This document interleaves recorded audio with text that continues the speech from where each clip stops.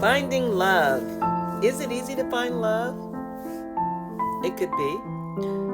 There's times where many of us may feel like love's too hard to find because relationships can be complicated, and they can be. I think it's really finding the person for you is what it boils down to. Finding someone who fits into your algorithm, who speaks that same love language that you speak. And maybe you found that one. It seems like the pickings are getting slim for many. People feel that way. Oh, there's nobody else. You haven't had an opportunity to date everyone else out there in the world. So you can't really say that. Give yourself an opportunity. Perhaps you need to expand culturally and who you date. That could be it too.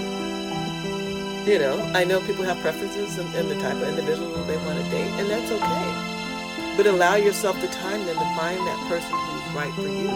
Allow yourself the time to find that person who speaks that same love language as you. I know some women feel like, oh, my biological clock is ticking, time's running out. Well, women can have children up until they're 40. Some have them up until their 50s.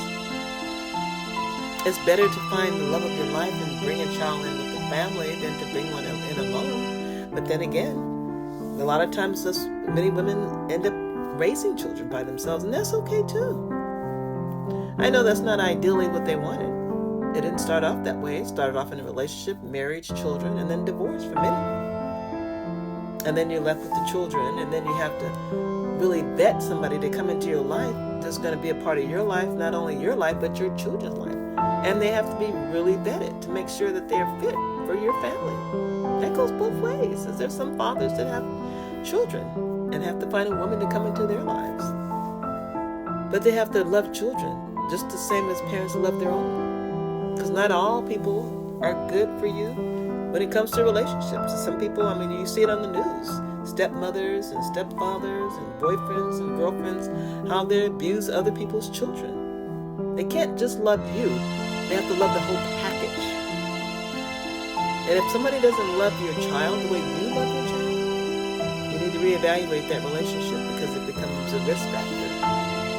They have to welcome you as long as you allow them to, and they have to welcome your child the same way. It's a package deal. You can't just have somebody love you and not your child. Because we see it in the paper all the time what happens to children. And they end up getting killed by somebody's significant other because they just didn't want them in the picture. You have to love yourself more than that.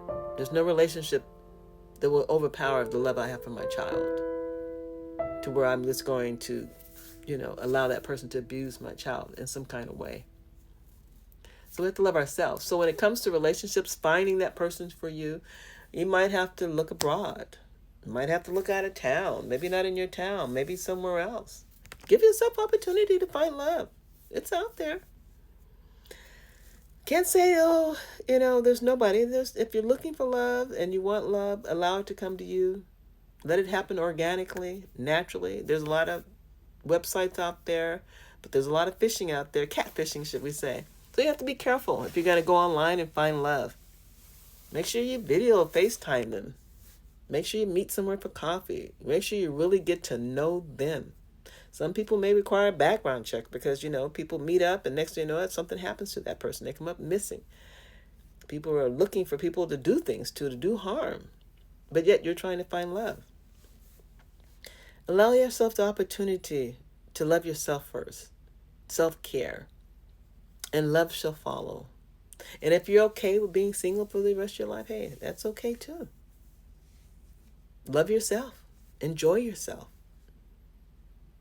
But for the most respect, I don't think you should give up on love, though. If you want it, it's out there. But just don't settle for anything. Make sure your love language is the same. Make sure you guys have the same values or goals or similarities to where you can work in harmony. You don't want to try to be oil and water because that's not going to mix, and you're going to run into a lot of problems along the way trying to make that shoe fit. There's always that 80-20 rule. If I can get along with you 80% of the time, I can put up with 20% of the whatever else, as long as it's within reason, right? So the next time you think about being single, enjoy your freedom. Enjoy you. And should love come, embrace it. I'm Dr. Taylor. Have a great day.